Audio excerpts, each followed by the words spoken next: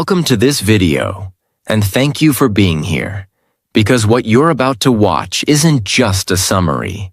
It's a shift, a turning point, a wake-up call. Today, we're diving into a book that has changed millions of lives.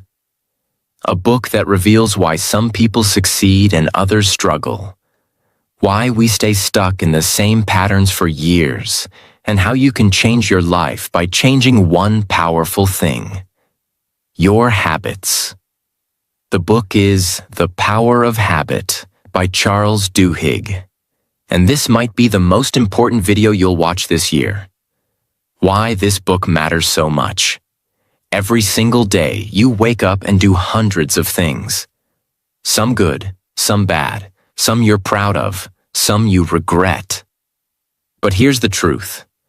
Most of the things you do, from brushing your teeth, checking your phone, getting angry, procrastinating, eating junk food, giving up on your goals, they're not choices, they're habits, automatic, unconscious, repeated over and over. And the scariest part? Most people never stop to ask, why do I do what I do? This book answers that question, clearly, powerfully, and scientifically. It doesn't just talk about motivation. It explains the invisible loop that runs your entire life. And once you understand it, you gain control. You can stop wasting time. You can stop sabotaging yourself. You can stop making promises you don't keep. You can build new habits, real discipline, long-term success.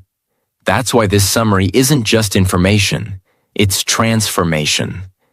In this video, you'll learn the science behind habits and how they control you without you knowing, how to break bad habits and build new ones, the secret used by athletes, CEOs, addicts, students, writers, and even companies like Starbucks and Apple. Why willpower isn't enough, and what actually works instead.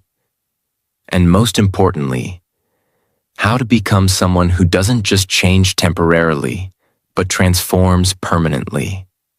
If you're learning English, this video is perfect for you, because you won't just improve your mindset, you'll also improve your listening skills, your vocabulary, and your sentence understanding.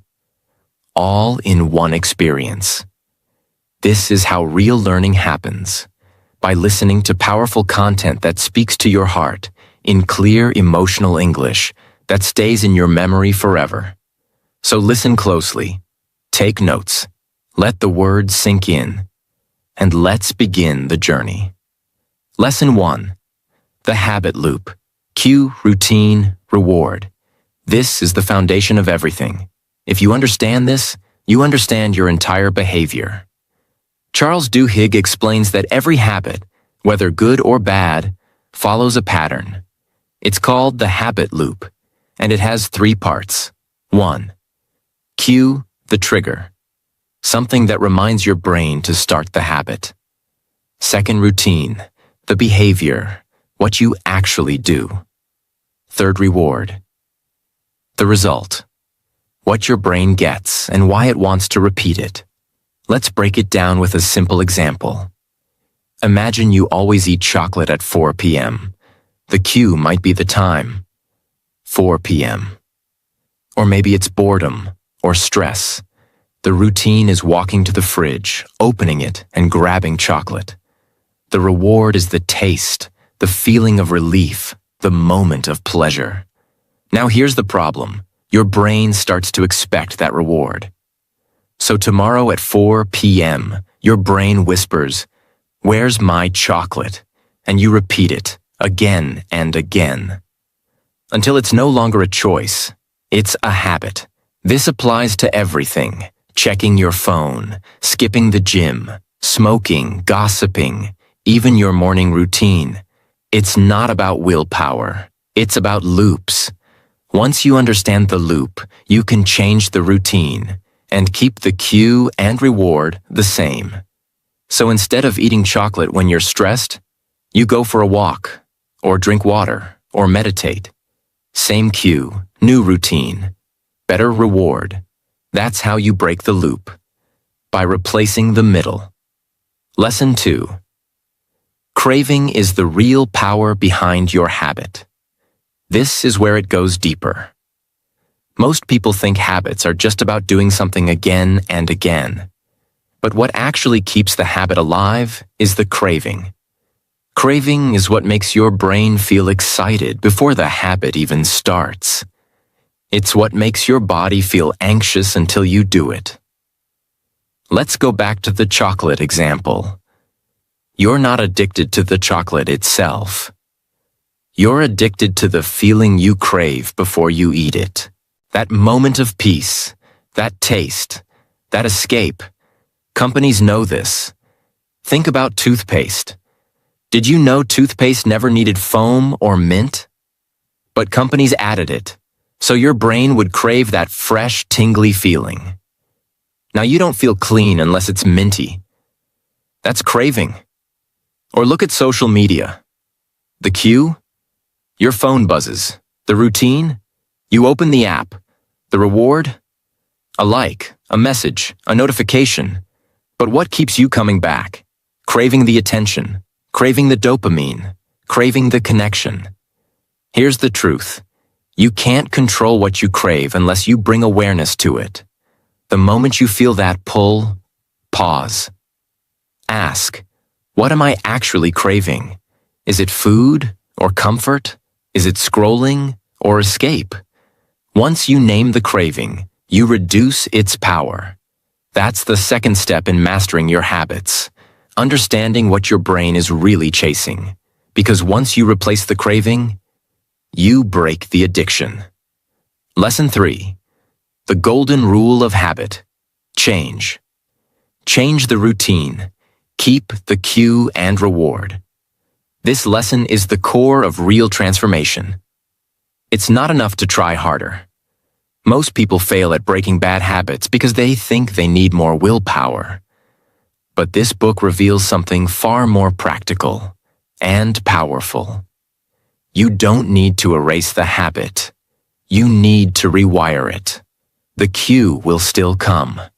The reward will still matter. But you change the routine in between, the part you control. Let's take a real-life example from the book. There's a man named Bill Wilson. He was an alcoholic. Every day after work, he went to a bar. The cue was stress. The routine was drinking. The reward was relaxation. He tried to quit drinking many times, but each time, the cue, stress, remained. So he always went back. One day something changed. Instead of going to the bar, he called a friend. They talked for 30 minutes. He laughed. He felt lighter, less lonely. That was the breakthrough. Same cue, stress, new routine, conversation, same reward, emotional relief. And that's how Alcoholics Anonymous was born. It's built on this golden rule. Keep the cue and reward, but replace the routine. This works for everything. If you smoke because you feel anxious, replace smoking with deep breathing or a walk. If you scroll social media because you feel bored, replace it with reading or journaling. If you eat junk food at night because you feel empty, replace it with calling someone you love. The key is, you don't break habits by fighting them. You redirect them. Think of it like a river. You don't block the flow. You dig a new path. You must become a builder of new routines. Routines that lead to the same emotional reward, but through actions that build you, not destroy you. This is how change happens. Not overnight, but over and over, by replacing one damaging routine with a powerful one. Lesson 4. Keystone habits. The habits that change everything. This might be the most powerful idea in the entire book. Not all habits are equal. Some habits are so important, so foundational, that changing just one of them starts a ripple effect across your whole life. These are called keystone habits. Charles Duhigg explains that keystone habits are habits that spark other positive behaviors automatically. They act like dominoes. One falls, and many others follow.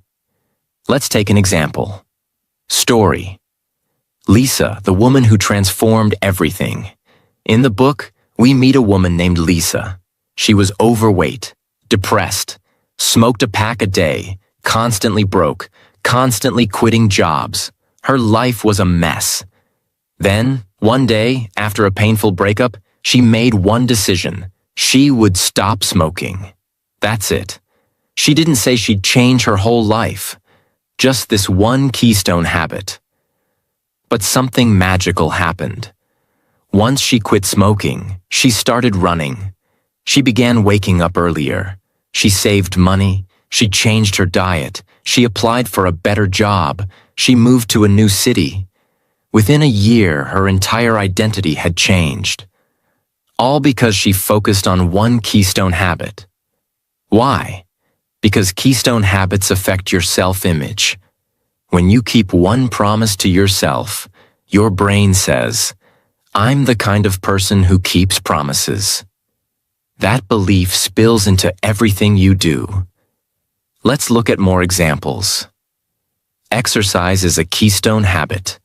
People who exercise regularly tend to eat healthier, sleep better, procrastinate less, and even spend less impulsively. Making your bed is a keystone habit. It sounds silly, but it creates a feeling of order. It sets the tone for discipline. Studies show people who make their bed are more productive and feel more in control. Writing a gratitude journal is a keystone habit. It leads to better mood, less anxiety, improved relationships, because your brain gets trained to focus on what's working. The power of keystone habits is this. They don't just change what you do. They change who you believe you are. That's why this lesson is life-changing. You don't need to change 100 things today. You need to identify just one keystone habit and give it everything. Choose a habit that you can do daily, feels meaningful, builds your identity, then do it again and again, and watch your life shift, quietly, powerfully, and permanently. Lesson 5. Willpower is a muscle. The more you use it, the stronger it gets. Most people believe that willpower is something you're either born with or not. They say things like, "I just don't have discipline. I can't control myself. I always give up. Some people are just stronger than me." But Charles Duhigg destroys this myth. He explains that willpower is not a talent. It's not luck. It's not magic. Willpower is a muscle. And just like any muscle, it gets tired when overused, but it gets stronger when trained. Let's look at one powerful example from the book. There was a group of researchers who ran an experiment. They brought two groups of people into a room. Both groups were hungry. One group was offered chocolate chip cookies. The other group was told they could only eat radishes. The radish group had to sit there, resisting the delicious smell of cookies while they munched on bland vegetables. Later, both groups were given a puzzle to solve. It was a nearly impossible task. And the real test wasn't who could solve it, but who would try the longest before giving up. The result? The people who had resisted the cookies gave up on the puzzle much faster. Why? Because their willpower muscle was already tired. They had used so much self-control earlier that they didn't have energy left for the next challenge. This teaches a powerful truth. Willpower is limited in the short term, but it grows with practice. So, how do you build it? Start with small promises to yourself. Don't aim for perfection. Aim for repetition. Examples. Make your bed every morning, no matter what. Drink a glass of water before you check your phone. Write one sentence in a journal every night. Go for a 5-minute walk, even if you don't feel like exercising. Each time you do something you don't feel like doing, your willpower gets stronger. It's like lifting weights. The more resistance you push through, the stronger you become. Eventually, your identity begins to shift. You stop saying, "I'm lazy," and start saying, "I do hard things." You stop saying, "I give up," and start saying, "I finish what I start." Willpower is built in moments when no one is watching, when you choose discomfort over convenience, when you show up tired, but still show up. The difference between successful people and average people isn't that they never feel weak. It's that they've trained their willpower, and it's become their secret weapon. So start today. Pick something small and prove to yourself, "I do what I said I would do." Do it again tomorrow, and again the next day. And one day, when life throws something huge at you, you'll be ready, because you didn't wait for strength. You built it. Lesson 6. The role of belief. Why you must believe change is possible. This might be the most emotional and spiritual part of the entire book. Charles Duhigg discovered something shocking. Even when people understand the habit loop, even when they learn how to change routines, even when they have strong willpower, they still fail. Why? Because deep down, they don't believe they can change. They say they want transformation. But part of them whispers, "I've tried before. It never lasts. I'm not the kind of person who sticks to things. I'll always be this way." And that belief becomes their prison. But here's the truth. No habit can be broken without belief. Not belief in magic, not belief in perfection, but belief in possibility. Duhigg explains this using the story of Alcoholics Anonymous AA. For decades, psychologists couldn't understand why AA worked. There was no official therapy, no medication, no scientific structure. Yet millions of people got sober through it. So what made the difference? It wasn't the steps. It was the belief that change was possible, and the support of a group that believed in them even when they didn't. AA creates a system of belief. People are surrounded by others who say, "I was like you. I failed like you. I suffered like you. But I changed. So can you." That belief, even borrowed, becomes the seed of transformation. And once people begin to believe they are capable of change, they act differently. They try again. They stay longer. They push harder. Because now they're not just fighting for a result. They're fighting for a new identity. You can't change your habits permanently if you believe you are still broken. But the moment you say, "I am becoming someone new," your brain starts to align with that identity. You don't need to believe everything right now. You just need to believe one thing. Change is possible.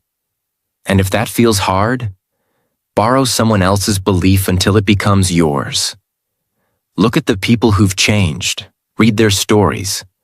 Surround yourself with voices that remind you who you can become. And speak this into yourself. I am not my past. I am not stuck. I am not finished. I am becoming.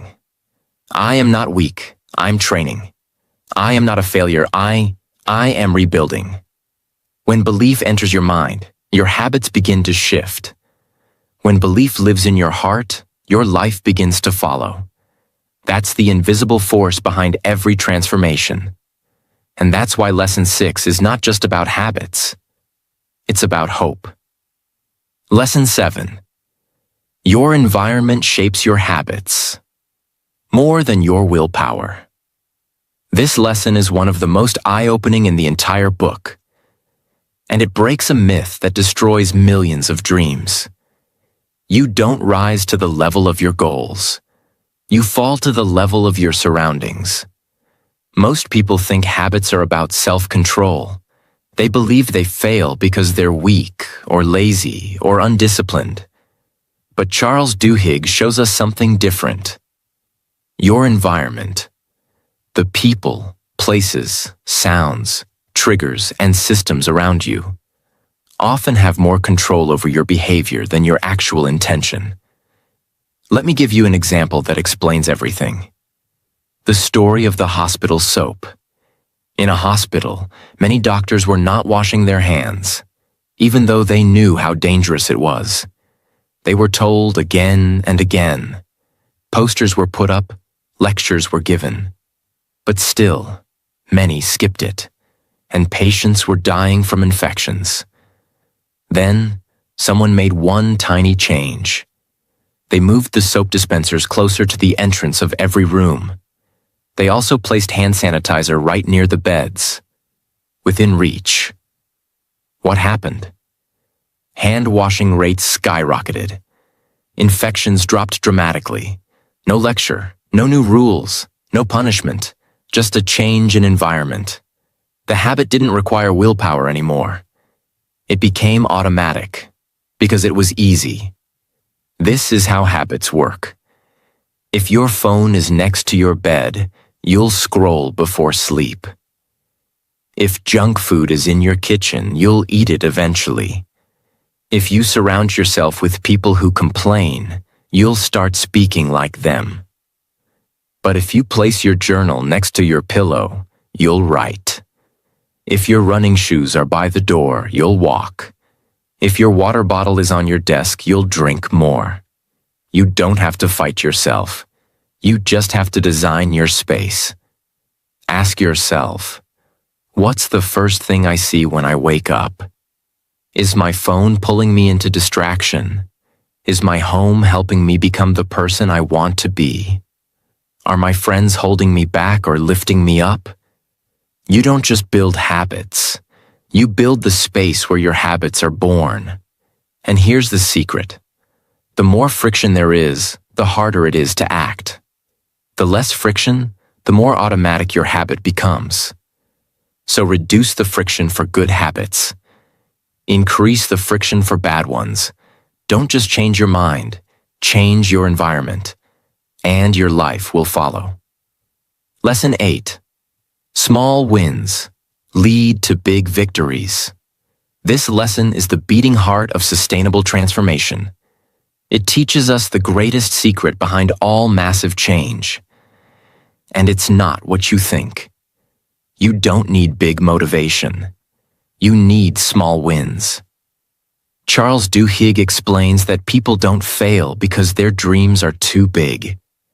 They fail because they ignore the small victories that build momentum, belief, and identity. Let's explore this through one of the most powerful real-life stories in the book. When Paul O'Neill became the CEO of Alcoa, one of the largest aluminum companies in America, everyone expected him to focus on profits, market share, innovation. But he shocked the world. In his first public speech as CEO, he said this: "We're going to focus on one thing: safety. I want to make Alcoa the safest company in the world." Investors were confused. Reporters were stunned. People whispered, "He's crazy." But O'Neill knew something they didn't. He understood small wins. Focusing on safety meant better communication between workers and leaders, faster reporting systems, more discipline and structure, higher morale, fewer injuries, less downtime. Within a few years, Alcoa became more profitable than ever. Not because they aimed at money, but because they aimed at a small but powerful win. This is the secret. One positive habit creates a chain reaction. You start journaling. You become more self-aware. You start walking 15 minutes a day. Your mood improves. Your food choices improve. Your sleep gets better. You make your bed every morning. You start your day with a win. You feel in control. You carry that energy into every task. Here's the most important truth. Small wins create identity. If you meditate for just 2 minutes a day, you're not just relaxing. You're becoming someone who takes care of their mind. If you write 1 sentence in your book each night, you're not just writing. You're becoming someone who doesn't quit. People wait for motivation, but motivation is unreliable. What actually works is small, repeatable victories that train your brain to believe. I can change. I am disciplined. I finish what I start. And once your identity changes, your life changes permanently. So don't aim for massive change today. Aim for 1 small win. Do it every day. Stack the wins. Build momentum. And soon, the impossible becomes inevitable. Lesson 9. You have the freedom to change any habit. But only if you accept responsibility. This is the deepest, most challenging lesson in the book. And it's one that many people run from. You are not your habits, but your habits have become your life. You were not born with the habit of procrastinating. You weren't born addicted to distraction. You didn't choose to be lazy, anxious, or emotionally distant. Those things were learned. But here's the truth. What was learned can be unlearned. What was repeated can be replaced. What became automatic can be redesigned. But only if you do one thing. Take full responsibility for what happens next. This book ends with a hard but beautiful truth. No matter where you come from, no matter how bad your past habits have been, no matter what excuses the world has given you, you still have the power to change your habits. And therefore, change your life. Let's take a powerful real-world example from the book. Angie Bachman was a housewife. Bored, lonely, looking for excitement. She started gambling, just for fun at first. But soon, it became her escape, her obsession, her identity. Over the years, she lost millions of dollars. Her family was destroyed, her reputation ruined. She blamed the casino, the stress, the boredom, the lies she told herself. And yes, the system played a role. Casinos knew how to manipulate her habits. They knew her schedule, her weaknesses. They gave her perks. They made it easy for her to fall. But here's what the book teaches us. The system might have been unfair, but the decision to keep playing, that was hers. Even when she saw herself losing. Even when the guilt was overwhelming. Even when she knew she had a problem. She kept going. Because she never stopped and said, I'm responsible for this loop. And I can change it. This is what separates those who transform and those who stay stuck. The people who change their habits don't wait for the world to be fair. They don't blame their phone, their job, their parents, their past, their partner. They look in the mirror and say, this is my life, and I am in control now. You have to choose that. No one will do it for you. Your brain will try to run on autopilot. It will pull you toward the familiar even if it's painful. But if you interrupt the loop, if you stop and say, not this time, you reclaim your power. And here's the secret. The brain doesn't care what habits you build. It will automate anything you repeat. So why not automate greatness?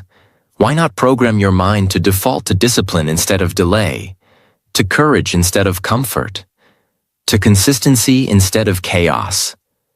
You are one decision away from becoming someone new. Not next year. Not after you feel ready. Not when the fear goes away. But now. Right now. This is your moment. To choose what your future self will thank you for. Because if you don't choose your habits will choose your life for you. And they don't care if they destroy it. Take responsibility.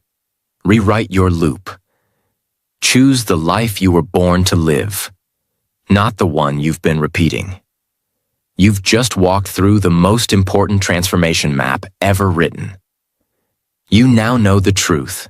Your life is not controlled by luck, or motivation, or willpower alone. It is controlled by the small actions you repeat every day. And the moment you take control of those actions, your future opens. You've learned how habits work. You've learned how to break them. You've learned how to build new ones. You've learned that belief matters, that environment matters, that small wins matter, that keystone habits matter, that you are never stuck unless you choose to be. Now it's time to do something most people never do. Apply it, use it, live it. This video wasn't just a summary, it was a mirror. And if you listened closely, it reflected a version of yourself that you've forgotten. The one that still believes. The one that still tries. The one that still has fire left in them. That person is still there. You don't need permission. You don't need more time. You need one thing, to take one habit and begin. One new action, one new decision, one loop rewritten, and your entire life begins to shift. It won't be easy, but it will be worth it. Now, before you go, I want to remind you of something important. If this video spoke to your heart, if it gave you even one moment of clarity, if you felt seen, understood, or inspired, then I invite you to subscribe. Because on this channel, we don't just read books. We build better lives through them. We take the wisdom of pages and turn it into action, into power, into real change. So hit subscribe, not just for the next video, but for the next version of you. Because your story isn't over. It's just beginning. And the next chapter starts with one habit, chosen by you. I believe in you. Now go take the first step and never look back.